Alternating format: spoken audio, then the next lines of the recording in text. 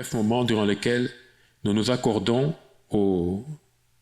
à tes pieds et donne-nous à distiller ta parole telle que tu le veux et que seul ce que tu veux dire et communiquer le soit dans le nom de Jésus.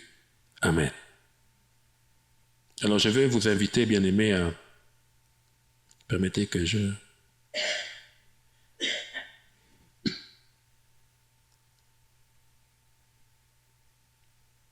Voilà, le titre de mon exhortation, c'est la puissance de l'humilité de Christ. La puissance de l'humilité de Christ.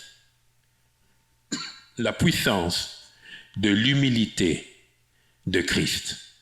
Voilà, il y a 3 mots principaux dans mon titre. La puissance, de quoi? De l'humilité de Christ. La puissance, nous savons ce que c'est. C'est une force exceptionnelle, une capacité.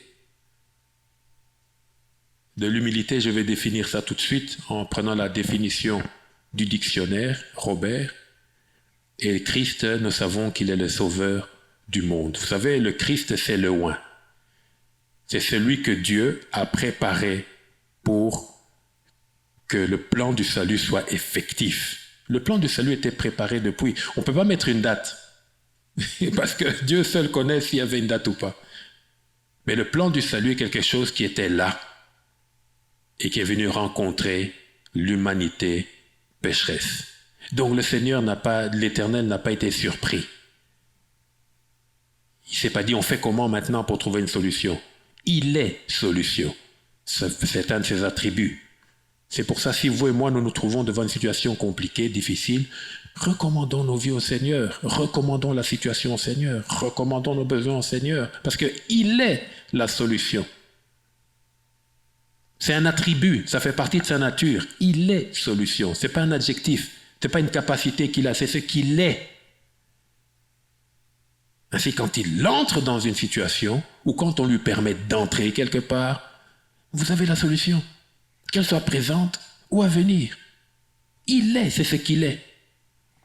Et le Christ là, c'est le oint, on en a parlé tout à l'heure. Les Juifs l'attendaient, et l'attendent toujours, mais il est déjà venu. Donc, la puissance, la force de l'humilité de qui? De Christ. Nous sommes dans l'épître aux Philippiens, au chapitre 2.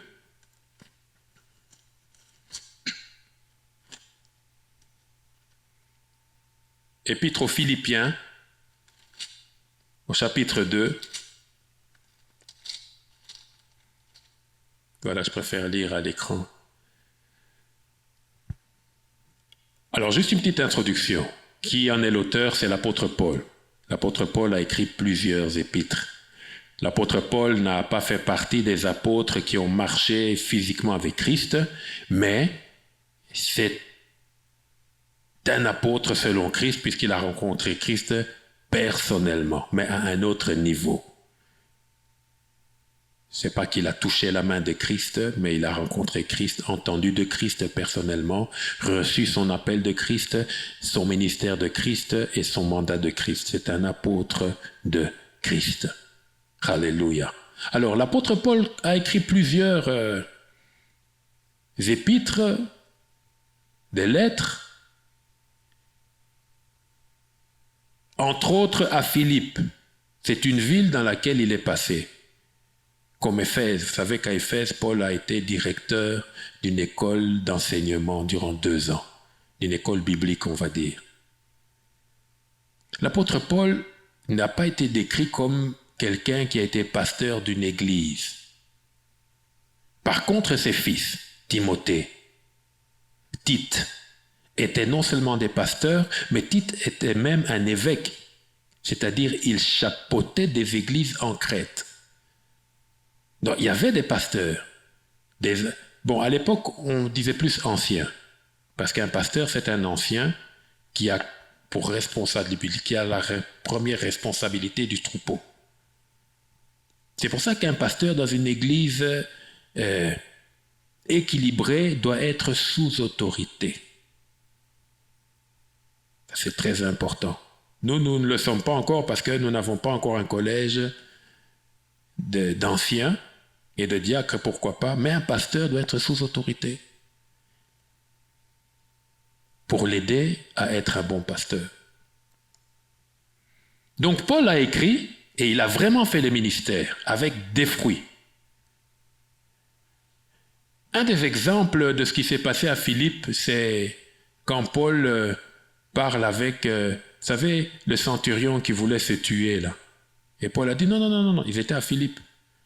Ou bien Lydie qui les avait accueillis, c'était aussi à Philippe. Donc Paul a fait un grand travail à Philippe et là, après des années, c'est pour ça que l'œuvre de Dieu ne doit pas être jugée ou jaugée, vous savez, une jauge, dans le présent. Je n'aime pas trop quand on dit un grand homme de Dieu et la personne est là, tu t'appelles un grand homme de Dieu. On n'est pas un grand homme de Dieu de son vivant, ça c'est moi qui pense. Parce que si après ta mort, tout ce que tu as fait disparaît comme la rosée du matin, tu n'as pas bâti avec du matériau solide. C'est facile d'être un grand homme de Dieu quand tu payes la publicité sur Facebook et on te voit sur tous les téléphones. Non. Ça n'a rien à voir. C'est l'impact que Christ a par ton ministère dans la vie des hommes qui dure et qui perdure dans le temps. Il n'y a pas de grand homme de Dieu. Il n'y en a pas de petit non plus. Jusqu'à ce que le jugement arrive et que le Seigneur t'établisse dans l'éternité comme un de ceux, une de celles qu'il aura utilisé. C'est pour ça que il nous est demandé d'amasser des trésors dans le ciel, pas ici-bas sur terre. Non, ça n'a pas de sens. Et il nous est dit aussi que nous aurons des couronnes. Celui qui vaincra sera vêtu de blanc. Son nom restera dans le livre de vie. Et je proclamerai son nom devant mon Père, dit Jésus. Et je proclamerai son nom devant les anges, dit Jésus. Ceux qui auront vaincu. L'agneau a déjà vaincu, mais il attend de voir la cohorte des vainqueurs le suivre. Et nous serons là, en blanc, je suppose. Voilà, Carole dit, je suis sûr. Alors moi et Carole, nous serons là, en train de chanter « Celui qui vaincra sera vêtu de blanc ». On fera la file. Et les anges avec des tam-tams. Et trompette. Si Louis Armstrong est sauvé, je ne sais pas s'il est sauvé, mais s'il est sauvé, on lui donnerait une trompette. Donc, nous avons une espérance qui n'est pas vaine. L'apôtre Paul a travaillé. Et ce qui m'étonne toujours, c'est que de son vivant, il dit « Non, j'ai fait le boulot.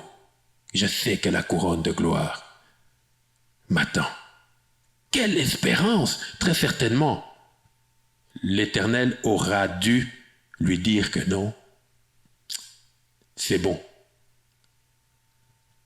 C'est pour ça que le départ d'un enfant de Dieu n'est pas un drame. Pour le ciel, ce n'est pas un drame. Nous, on dit, je ne le verrai plus pour un temps. Oui, mais ce n'est pas un drame. Alors, donc l'apôtre Paul se retrouve en prison. Après avoir fait tout le bien, il se retrouve en prison. Il est sous l'autorité de l'empereur. Lui-même avait fait appel à l'empereur. Et là, c'est Néron qui est empereur. Un des empereurs les plus sadiques qui existaient, si vous relisez dans l'histoire. Il est en prison.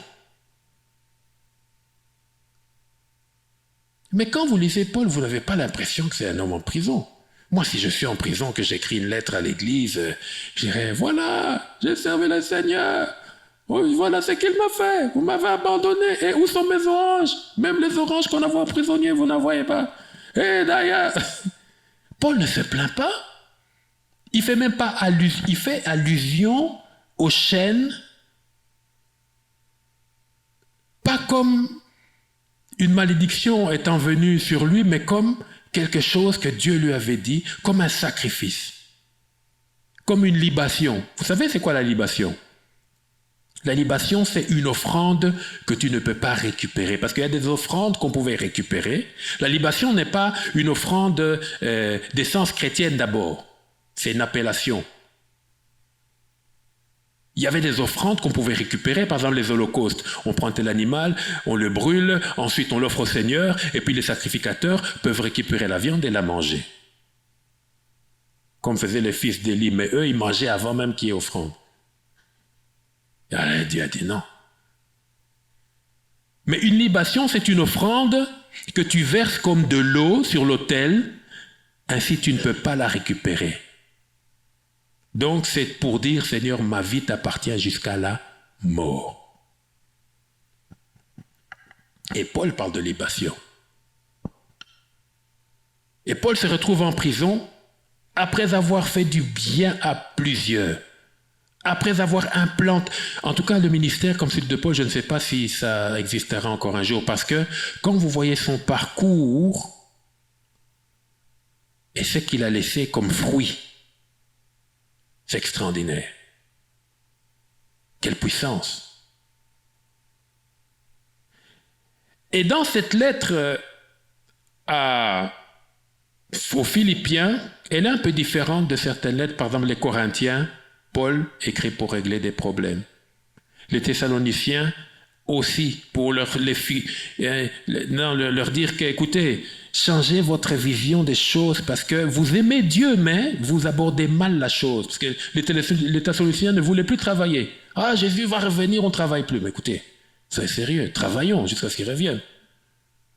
Mais ici, dans l'Épître aux Philippiens, Paul leur parle juste pour leur rappeler certaines choses et les encourager à aller dans la bonne direction. On peut être une église et être dans la bonne direction et le Seigneur nous dit quand même, continuez, avancez, faites du bien, construisez, bâtissez, servez le Seigneur. Alors bien aimés, lisons ensemble au chapitre 2, et nous allons lire du verset 1 à 13, et puis après faire juste quelques commentaires. C'est une exhortation ce matin. Je n'ai pas la prétention de pouvoir dire tout ce que Paul a voulu faire comprendre, tout ce qu'il a voulu faire comprendre. Nous avons l'Esprit du Seigneur, mais nous pouvons nous exhorter, nous encourager mutuellement. Lisons. Si donc, il y a quelque consolation en Christ, s'il y a quelque soulagement dans la charité, je fais une dernière parenthèse, je voulais dire ça dans mon introduction. Dans l'Épître aux Philippiens, Paul reçoit l'aide des Philippiens par la main d'Épaphrodite, qui était aussi un disciple de Paul. Épaphrodite, c'est un nom grec, et vous voyez, c'était un nom juif. Les gens ont fait la collecte d'argent pour envoyer à Paul. Et Paul est en prison, et Paul reçoit des Philippiens une forte somme qui va lui permettre de mieux vivre ce qu'il est en train d'expérimenter. Donc, c'est ainsi qu'il parle dans la charité.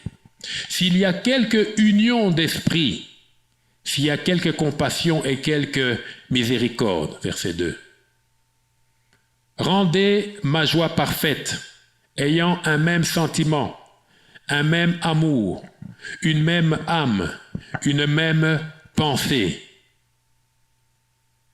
Oui. Ne faites rien par esprit de parti. Vous voyez, tous ces textes-là, ce sont des recommandations. Ne faites rien par esprit de parti ou par vaine gloire, mais que l'humilité vous fasse regarder les autres comme étant au-dessus de vous-même. Que chacun de vous, au lieu de considérer ses propres intérêts, considère aussi ceux des autres. Ayez en vous les sentiments qui étaient en Jésus-Christ, lequel, existant en forme de Dieu, n'a point regardé comme une proie à arracher d'être égal avec Dieu, mais s'est dépouillé lui-même, on parle de Christ, en prenant une forme de serviteur, en devenant semblable aux hommes, et ayant paru comme un simple homme. toujours parlant de Christ, il s'est humilié lui-même, et c'est le point d'orgue de la prédication. Il s'est humilié lui-même. Ce n'est pas qu'on l'a humilié. Il ne s'est pas humilié parce qu'on l'a humilié. Même si personne ne voulait l'humilier, il s'humiliait lui-même. Se rendant obéissant jusqu'à la mort, même jusqu'à la mort de la croix. C'est pourquoi aussi Dieu l'a souverainement élevé et lui a donné le nom qui est au-dessus de tout nom, afin qu'au nom de Jésus, tout genou fléchisse dans les cieux, sur la terre et sous la terre, et que toute langue confesse que Jésus-Christ est Seigneur, à la gloire de Dieu le Père. Les 2 derniers versets, c'est la conclusion de cette partie, et vous voyez, c'est aussi une conclusion dans le premier discours de Paul. Ainsi, donc après avoir dit tout ça, ainsi, mes bien-aimés, comme vous avez toujours obéi, travaillez à votre salut avec crainte et tremblement. Non seulement comme en ma présence, mais bien plus encore maintenant que je suis absent. Et enfin, car c'est Dieu qui produit en vous le vouloir et le faire selon son bon plaisir. Amen. Alors nous allons on va aller verset par verset et commenter.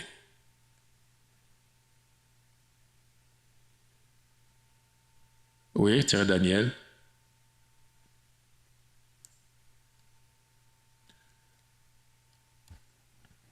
Au regard de tout ce qui a été dit précédemment, nous comprenons le cadre dans lequel Paul écrit. Paul ne fait aucun reproche aux Philippiens. Le rôle de Dieu, ce n'est pas de faire des reproches. Des reproches. Mais s'il nous fait un reproche, ça veut dire qu'on doit corriger. Le rôle d'un pasteur, c'est d'encourager. Mais un pasteur qui fait des reproches, s'il est équilibré, ça veut dire qu'on doit corriger. Il ne faut pas se rebeller par rapport à un serviteur de Dieu qui vous aide, en tout cas dont le mandat est de vous aider à mieux servir le Seigneur. Puisque nous serons, comme je l'ai dit, jugés, mais aussi jaugés. La jauge, le jugement, c'est par rapport à la justice, et la jauge, c'est par rapport à la profondeur. Il y a une portion de grâce, une portion d'obéissance, une portion de sérieux avec Dieu qui doit être présente. Sinon, nous aurons péché, c'est-à-dire nous aurons raté le but, puisque c'est ça le péché. Rater le but que Dieu nous donne. Le terme péché vient de l'expression disons, comment on dit, belliqueuse, qui venait des Grecs. Quand le soldat avait son arc et manquait sa cible, il péchait. C'est de là que vient l'étymologie du mot péché. C'est rater le but. Dieu nous donne des buts. Le but, c'est de vivre selon lui. Si je ne le fais pas, je pêche. Et on peut encore commenter. Donc l'apôtre Paul nous dit ceci. S'il y a quelque consolation en Christ, s'il y a quelque soulagement dans la charité, s'il y a quelque union d'esprit, s'il y a quelque compassion et quelque miséricorde, oui. Rendez ma joie parfaite, ayant un même sentiment, un même amour, une même âme et une même pensée. Ça, c'est la première recommandation. Il encourage ses bien-aimés de Philippe d'avoir un même sentiment. Alors, un même amour, une même âme et une même pensée. Maintenant, on peut se poser la question, mais quelle est la référence à laquelle Paul fait allusion? Une même pensée par rapport à sa pensée à lui, un même amour par rapport à l'amour qu'il a manifesté envers les Philippiens quand il était sur place, une même âme par rapport à sa disposition d'âme à lui, une même pensée par rapport à sa pensée à lui? Je ne pense pas, puisque le mandat de Paul n'était pas de se présenter lui-même, mais de présenter Christ, ce qu'il a bien fait d'ailleurs. à l'époque, le maître, je ne sais pas si ça existe toujours, ou bien si on utilise toujours ça, je ne pense pas.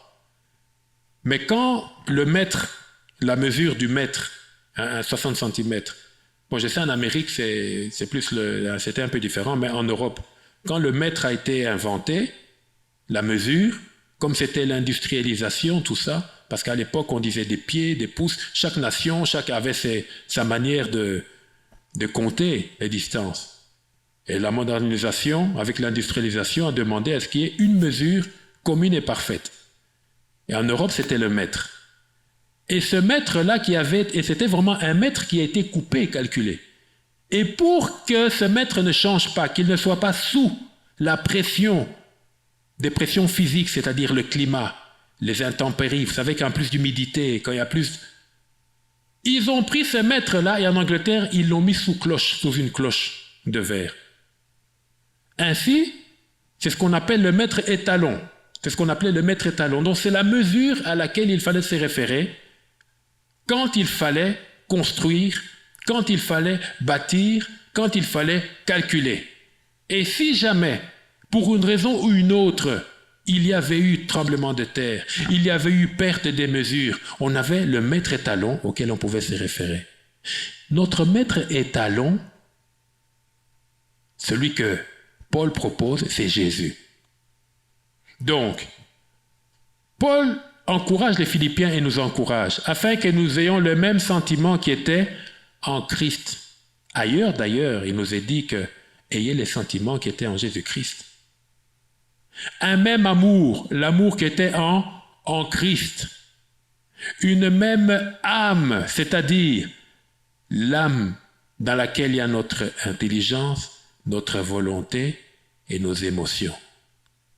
Tout cela doit être monitoré par le Saint-Esprit en Christ. Une même pensée en Christ. Les Philippiens font déjà bien, mais qu'est-ce que l'apôtre Paul les encourage à faire? Rapprochez-vous de Christ afin que votre sentiment, le sentiment touche aux émotions. Les sentiments nous influencent. On le voit avec la musique. Une belle musique vous donne des sentiments, un beau poème, des sentiments. Ça touche vraiment à la fibre émotionnelle de l'âme. Allez, oui, voilà. Mais nous devons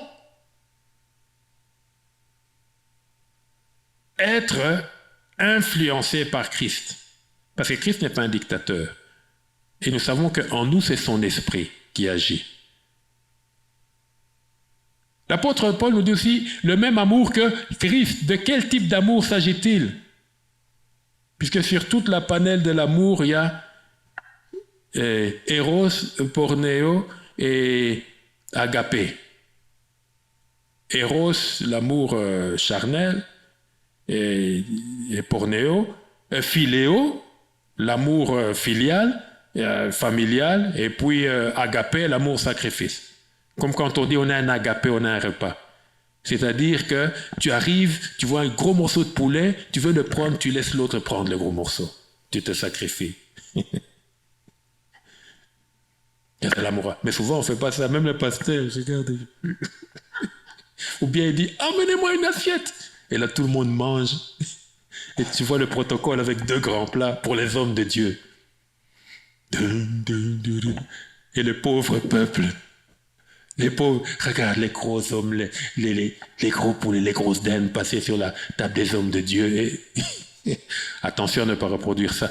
Quand Christ est dans nos agapés, il mange en dernier. Ou il ne mange pas. Donc bien aimé, ici c'est l'amour agapé, l'amour sacrifice. Une même âme, c'est le sentiment de Christ.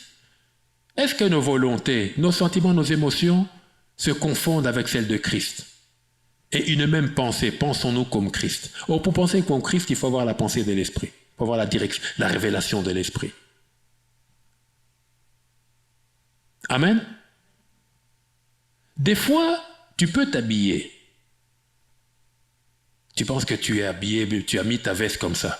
Mais pour Dieu, peut-être que tu as mis ta veste à l'envers. Mais si Dieu te demande de faire ce que quelqu'un n'attend pas que tu fasses, comme Osée, qui est parti marier une femme prostituée.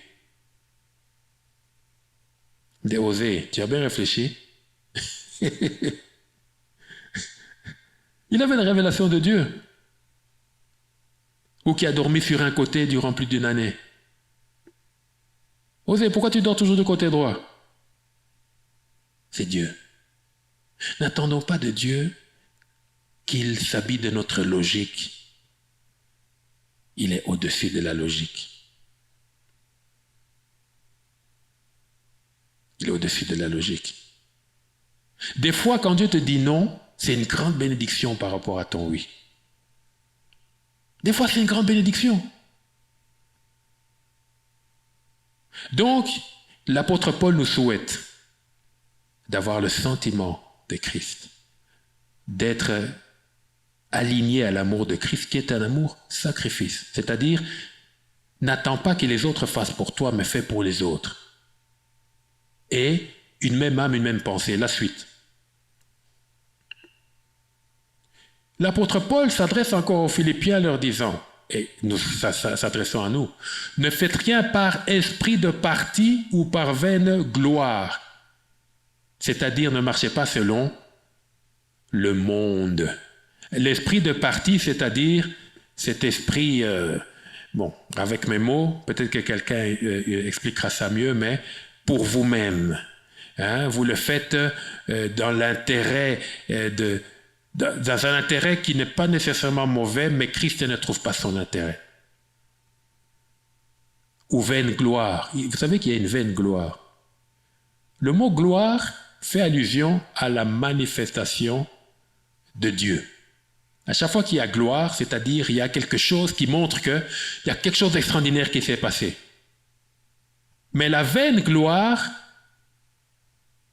c'est tout ce qui sort de l'humain et qui a ramené vers l'humain. Or, la gloire doit sortir de Dieu et revenir à Dieu. C'est ça la gloire. Mais quand c'est provoqué par les hommes, pour les hommes, comme vous avez un Nabuchodonosor qui dit, encouragé par ses conseillers, faites-moi une grande statue et qu'on m'adore. Dieu ne trouve pas d'intérêt dedans. Il faut que la gloire soit provoquée par Dieu et revienne à Dieu. Alors, qu'est-ce que le Seigneur attend? Et c'est là où on parle d'humilité. Je vous donne d'abord la définition que j'ai trouvée dans le dictionnaire de l'humilité.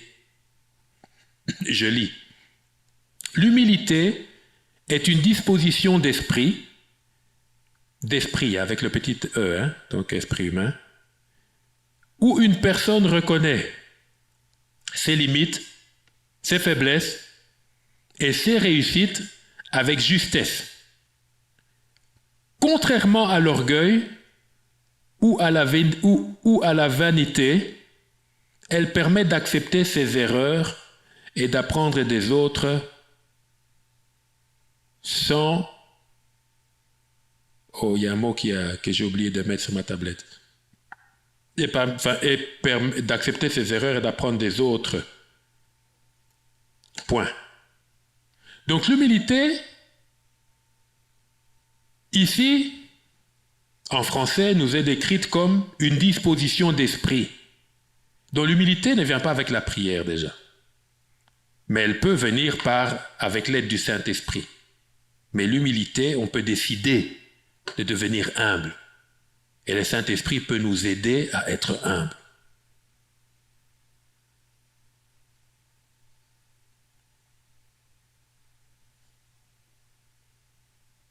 Bon, je ne vais pas trop entrer dans la définition, parce que ce n'est pas la parole de Dieu. Alors, que l'humilité vous fasse regarder les autres comme étant au-dessus de vous-même. Ici, c'est une capacité à diminuer soi-même. Donc, c'est-à-dire, soi-même, on se met en retrait. Soi-même, on accepte d'être pas inutile, mais petit.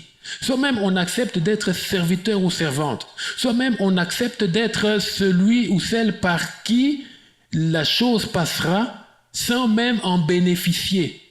Soi-même, on accepte de refuser que ce qu'on est vienne écraser les autres. Et il y a tant d'exemples que vous et moi, nous pouvons donner. On peut choisir d'être humble sans avoir la force d'être humble. Et là, nous allons prier. Seigneur, mets en moi un esprit d'humilité, un esprit de contentement, un esprit de limite, c'est-à-dire arriver à se mettre des limites. On ne peut pas arriver quelque part, qui qu'on soit, quoi qu'on ait fait, quoi qu'on fasse, et écraser tout le monde. C'est pas chrétien. On écrase tout le monde, on est là. Boum, boum, boum.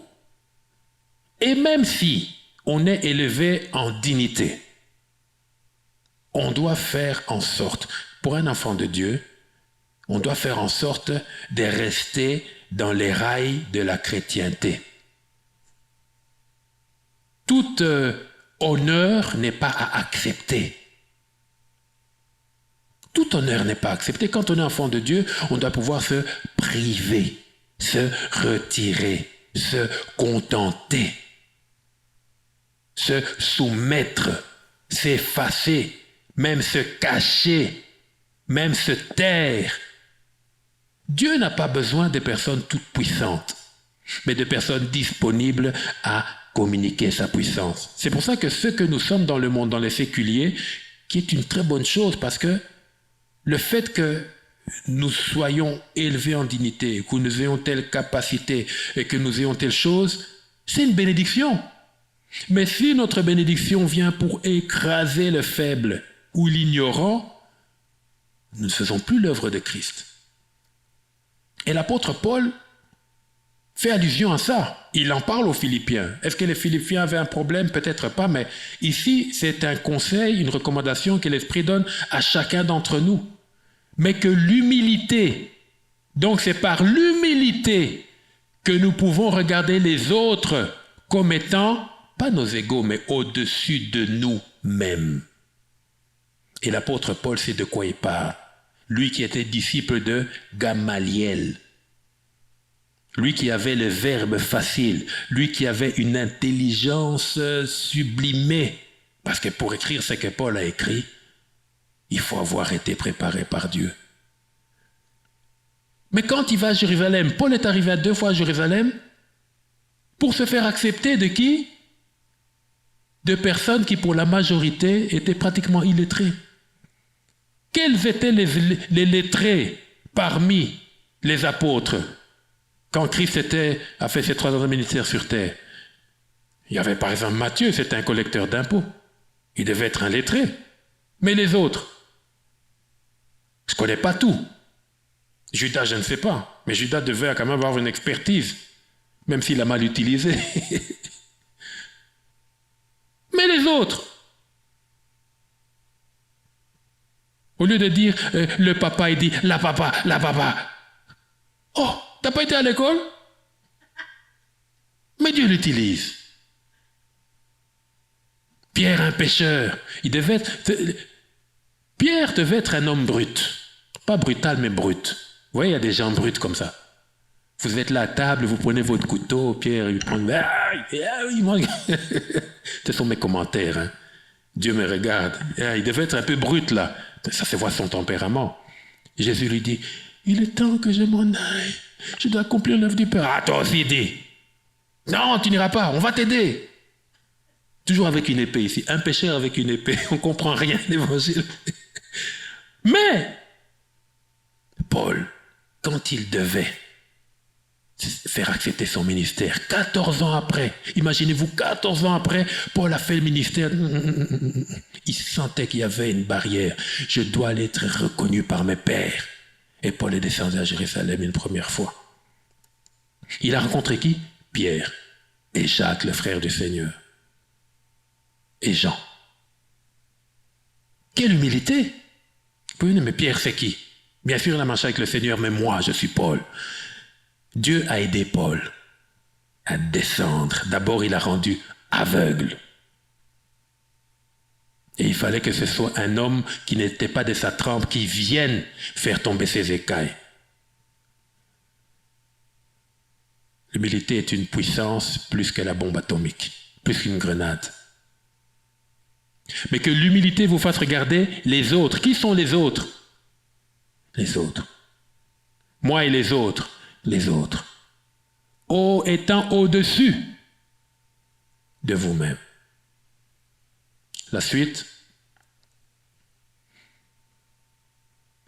Et encore, l'apôtre renchérit en disant que chacun de vous, vous et moi, au lieu de considérer ses propres intérêts, considère aussi ceux des autres. Alors maintenant, là on peut aller dans tous les sens. Les intérêts personnels, les intérêts d'une famille, d'un groupe, les intérêts d'une nation. Mais l'humilité nous amène à un dysfonctionnement sur la manière mondaine de vivre. Il y a une manière mondaine de vivre. Plus tu es qualifié, plus tu as de biens, plus tu es mis en avant. Ça c'est, je schématise, la manière mondaine, ou bien plus tu es âgé. Dans certaines sociétés, plus tu as des cheveux blancs, tu peux avoir des cheveux blancs, mais vraiment dire des choses qu'on ne comprend rien. Mais comme tu as des cheveux blancs, on te respecte. Hein?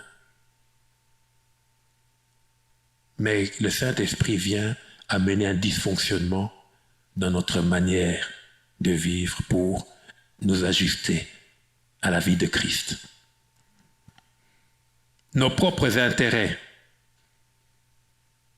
Bon là, il faut vraiment avoir une révélation personnelle de ces choses parce qu'on n'a pas dit aussi qu'il faut s'annihiler, il faut se tuer, il faut s'abandonner pour les intérêts des autres. Parce qu'il faut que tu vives, il faut que Dieu aussi vive en toi, par toi et manifeste sa gloire en toi. C'est chacun de nous qui doit savoir quelle est la mesure aussi par rapport aux responsabilités que nous avons.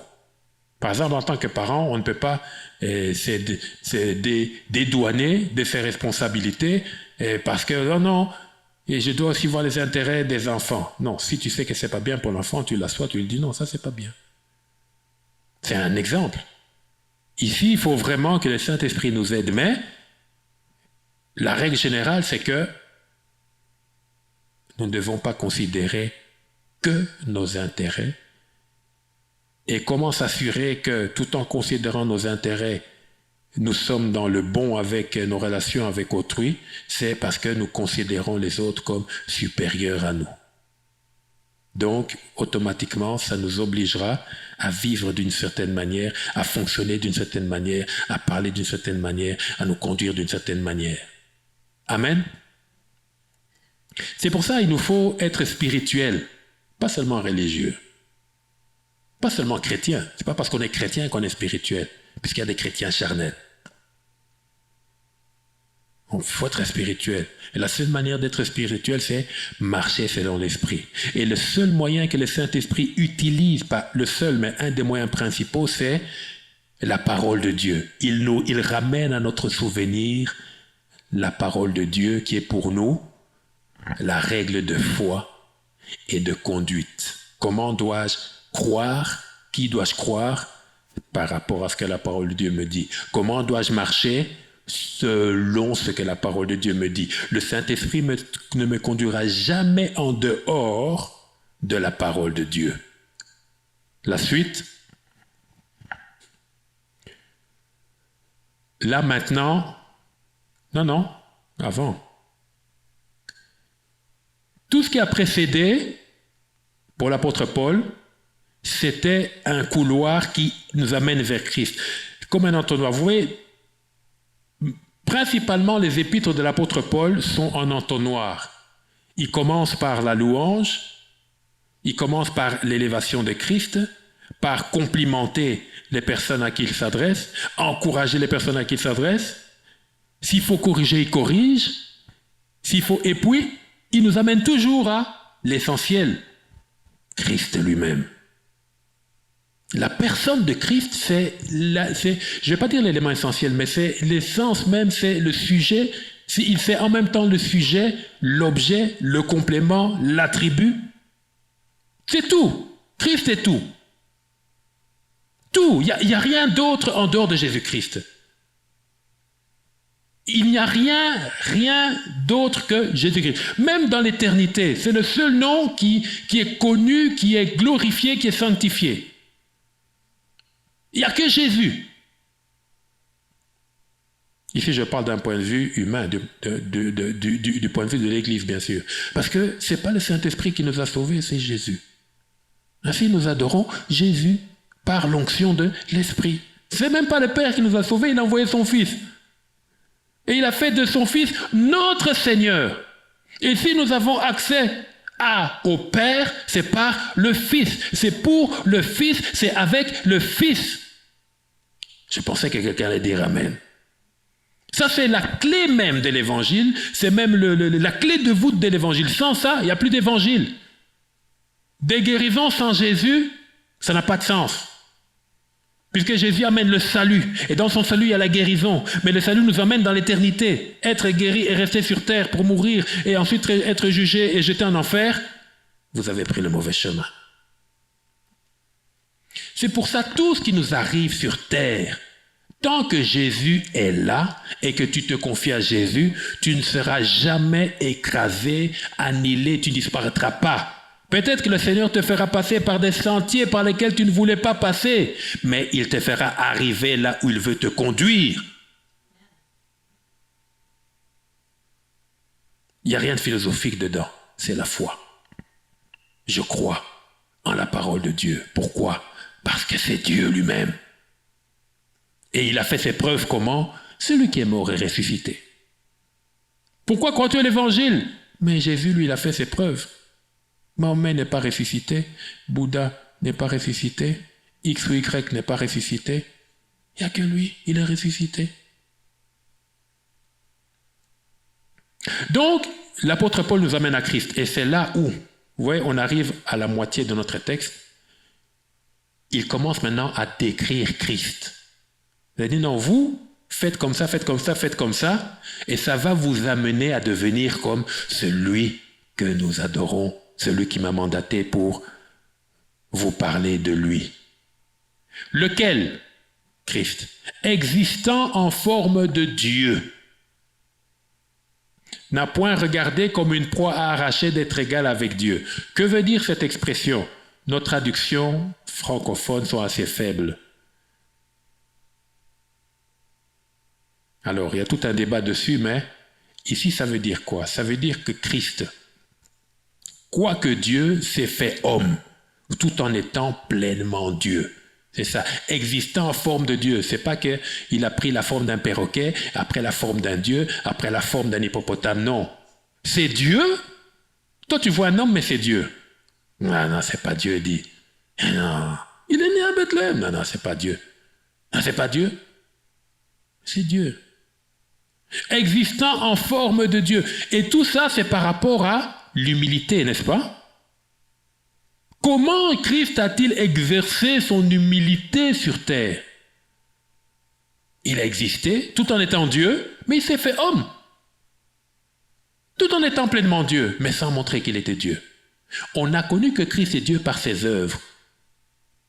C'est plus tard qu'on dira, es-tu Dieu? Tu le dis. N'a point regardé comme une proie à arracher d'être égal avec Dieu. Et là, c'est vraiment extraordinaire. Lui, pleinement Dieu, sur terre, n'a point regardé comme une proie à arracher. Vous voyez un peu l'image? Vous êtes là. C'est votre... quelle image je peux donner? Allez, l'image de la chasse, par exemple. Vous êtes là. C'est votre dû. C'est ce que vous êtes. C'est la chose à laquelle vous avez droit, les honneurs. Vous devez être considéré tel que vous êtes. Mais Christ fait fi de ça. Il dit non. Considérez-moi comme un simple homme, puisque je suis venu comme un homme parmi les hommes, quoique Dieu. Il n'a pas regardé comme une proie à arracher d'être égal avec Dieu. Christ a fait néanmoins quelques exceptions lorsqu'il était obligé de le faire. Et c'était incognito. Je donne un exemple. Il dit aux disciples, allez de l'autre bord.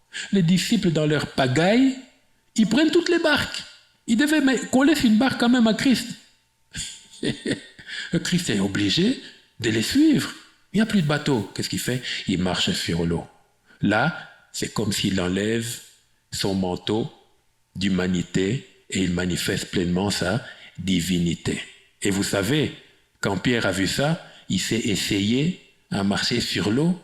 Et quand il s'est rendu compte qu'il était dans un monde anormal, il a commencé à couler. Quand il a coulé, il a encore invoqué Dieu. Et Jésus l'a pris. C'était une des parenthèses. Sur la montagne de la transfiguration aussi. Des gens qui étaient chaque jour avec Jésus. Pierre même qui remontrait Jésus. Christ était humble, hein? Parce qu'un gars comme Pierre, tu pouvais le chasser. Hein? Pierre a fait beaucoup de dégâts quand même, hein? À la lecture des évangiles, du début à la fin. Mais Dieu est Dieu. Et Christ, il enlève son manteau. Transfiguration. Pierre a perdu le contrôle, il a commencé à balbutier. Hey, faisons une tente, restons ici. Il a oublié qu'il était marié, qu'il avait des enfants, que les apôtres les attendaient en bas, il a tout oublié. Christ a dit, mais non, on redescend. Mais ne dites rien à personne. Ils sont descendus. Bouleversés, Jacques, Jean et Pierre. Et ils ont laissé qui sur la montagne? Élie et Moïse. Pierre a vu Moïse comme ça. Hein? Ils ont vu Élie. Alors bien aimé, c'est ce que Christ a fait. Il s'est lui-même armé d'humilité. Il s'est dit, bon, ici je vais marcher avec humilité. Et c'était sa puissance. Allons, nous sommes en train d'atterrir dans le message. Mais c'est dépouiller lui-même en prenant une forme de serviteur. C'est pas qu'il s'est affaibli. C'est pas qu'il y a eu, on l'a curé. Vous savez la cure. Quand on fait une cure, on enlève ce qui est à l'intérieur. Non. Sa nature divine n'a pas été affectée par sa nature humaine. Et d'ailleurs, quand Christ est monté, il est monté comme un homme. Dieu, homme, homme, Dieu. Étant le prémisse de cette humanité que Dieu accueille dans l'éternité. Alléluia. Il y a encore eu des exceptions comme Enoch. On ne sait pas ce qui s'est passé avec le gars. Il arrive là, il marche, boum, il disparaît. Mais on ne sait pas ce qui s'est passé parce que lui, on ne l'a pas revu. Mais Moïse, on l'a vu, Élie, on l'a vu. Élie aussi est monté comme ça. Moïse, lui, il a disparu. Vous voyez, il y a des enquêtes qui sont résolues déjà. Hein? Quand Élie monte, on le revoit avec Christ. Ah, ok, il est vivant. C'est dépouiller lui-même en prenant une forme de serviteur. Servus, en latin, qui veut dire esclave. Ça n'a rien à voir avec quelqu'un qui monte sur la chair, qui brille de toute... Je suis le serviteur de Dieu. Non. Serviteur de Dieu ne brille pas. On ne sait même pas qui il est. On ne l'entend pas. On ne le sent pas. C'est juste quand il fait son service que Dieu passe par lui. Le serviteur de Dieu, c'est comme un gant que Dieu met sur sa main. C'est Dieu qui agit. Mais toi, ton importance, c'est juste d'être utilisé par Dieu. En devenant, donc Christ s'est dépouillé lui-même en devenant semblable aux hommes, ayant paru comme un simple homme. Ici, ce n'est pas homme pécheur. Hein? Ce n'est pas comme un homme pécheur. Ça ne veut pas dire qu'il a péché. C'est-à-dire qu'il a, dans le monde des hommes, il s'est présenté comme un véritable homme. Il y a toute une doctrine dessus, une théologie. Je ne vais pas revenir dessus, mais Christ était vraiment homme. La preuve, il a eu faim, il était fatigué quand il marchait. Ce sont déjà des signes d'humanité. Mais il est aussi resté véritablement Dieu. Ce n'est pas qu'à un moment donné, il a changé, il a perdu le contrôle de sa divinité. Non. Volontairement, il s'est dépouillé. Mais son dépouillement n'était pas une perte. C'était, il s'est recouvert d'humanité. Il a toujours été 100% Dieu et 100% homme. En tout cas, depuis qu'il s'est incarné en naissant par Marie, 100% homme. Donc, il n'y a pas eu de perte. Comme quand vous mettez un liquide. Un peu de limonade, un peu d'eau. Non. 1 litre d'eau, 1 litre de limonade. Bon, ça fait 2 litres. Ouais, mais c'est rien. Christ, lui, c'est 1 litre. Vous mettez 1 litre, ça fait toujours 1 litre de tout. Comment c'est possible? Mais il est Dieu. Suivons le verset suivant. Et de plus en plus, l'apôtre Paul détaille, il s'est humilié comment? Lui-même. Et comment a-t-il fait? L'apôtre Paul explique, se rendant obéissant jusqu'à la mort. Et l'apôtre Paul rajoute, il n'était pas obligé de faire cette apposition, même jusqu'à la mort de la croix. C'est-à-dire, c'était une humilité qui s'est tournée en humiliation. Jusqu'à quel point, toi et moi, peux-tu accepter d'être humilié afin que Dieu soit honoré? C'est ce qui fait la faiblesse de l'Église moderne. Tout est dans ce qu'on fait et pas dans l'abandon. Or, quand je lis même la vie des missionnaires ou de ceux qui nous ont précédés dans la foi, pas au 1er siècle, même après, leur force, c'était dans la capacité de s'abandonner à Dieu. Quel est le jour où quelqu'un s'est dit, je vais chercher Dieu, je vais en retraite 3 jours, 1 semaine? On n'a plus le temps de s'abandonner à Dieu. On a le temps d'être actif pour Dieu. Plus on fait et on pense que mieux c'est. Plus on fait et on pense que mieux c'est. Et effectivement, on est de plus en plus connus, on a de plus en plus de trucs, mais avec de moins en moins d'efficacité. Et nous pensons que nous n'avons pas assez pour servir Dieu. Pourquoi? Parce que nous voulons servir Dieu comme on sert dans le monde. L'argent. Qui a dit qu'il faut de l'argent pour servir Dieu? La seule chose qu'il faut pour servir Dieu, vous savez c'est quoi? Le souffle de vie et un peu de temps. C'est tout. Et vous serez étonnés qu'au ciel, beaucoup de grands ministères sont inconnus. C'est inconnu. Parce que mieux vaut bouger une personne qui change de vie qu'une foule de moutons qui restent des moutons.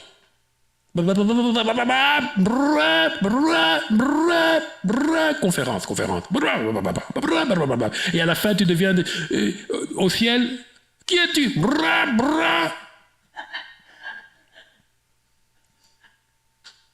Et ça, c'est dommage.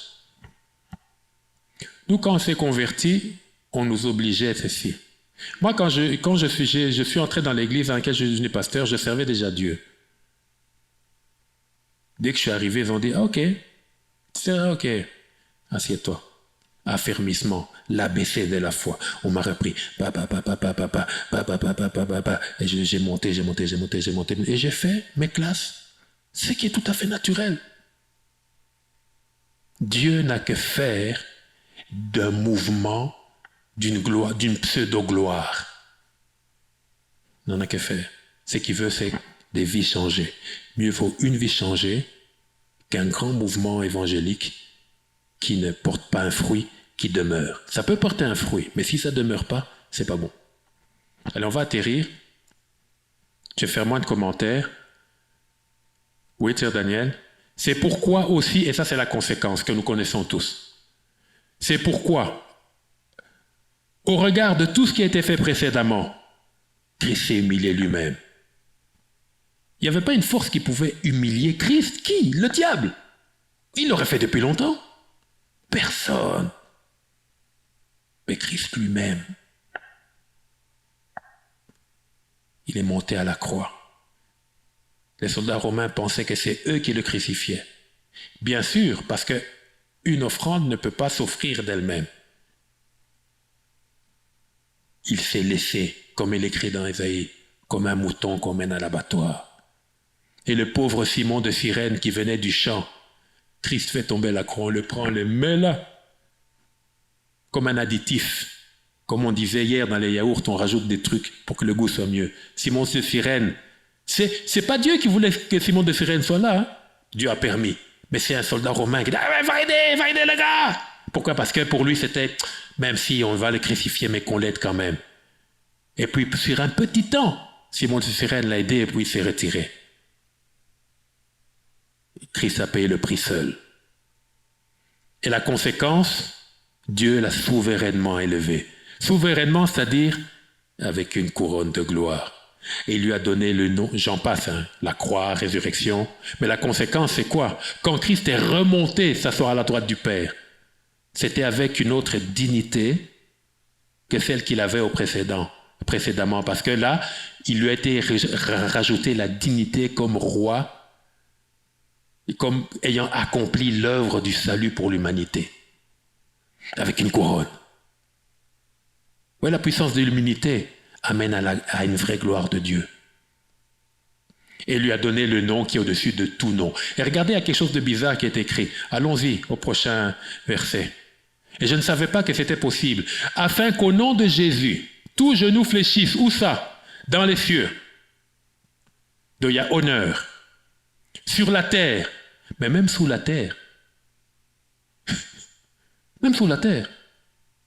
Quand Paul écrit ça, déjà il y a eu résurrection. Les saints de l'Ancien Testament qui étaient dans le séjour des morts sont déjà au paradis.